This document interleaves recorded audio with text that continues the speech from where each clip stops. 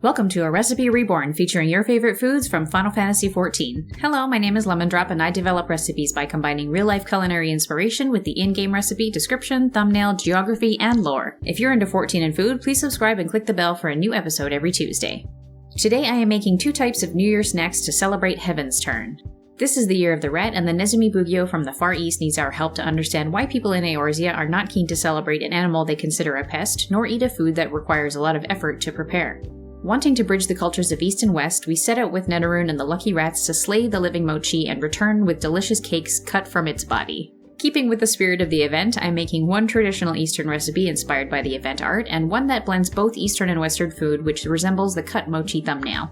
Let's not forget people in Eorzea want something easy to make, which these definitely are. I should clarify that neither of these recipes are technically mochi in its real-life definition.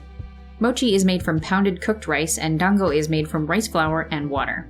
The only thing I need to be careful about is the flour, which should be 1 part rice flour and 1 part glutinous rice flour. I'll put a link in the description explaining the difference. This dough is super easy to work with and comes together very quickly.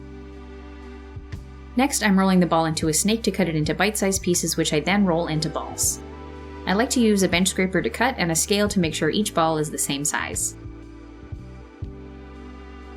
Here I'm dropping them into boiling water where I wait for them to float to the top and then let them cook for an additional 2 minutes.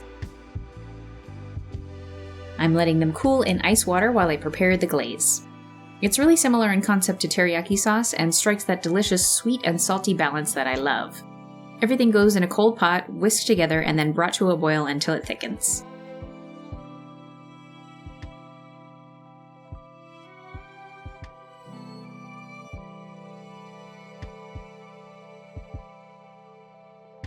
Here are my dango, and I'm skewering 3 on 1 bamboo stick. These are usually grilled, but this Black Mage main cannot pass an opportunity to bust out the torch. You can use a grill pan or barbecue if you prefer. I'll set these aside for now to work on the butter mochi. If you've never heard of it before, it's a dessert local to Hawaii that's similar to a blondie but is made with mochiko rice flour. It has a really satisfying chewy texture that's similar to fudgy brownies. It's really simple to make. All I have to do is mix everything in a bowl and bake it.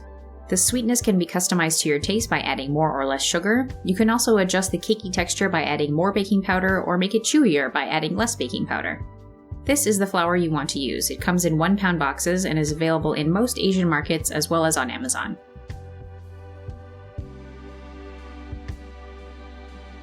Mix everything together, and then this goes in a parchment paper lined pan.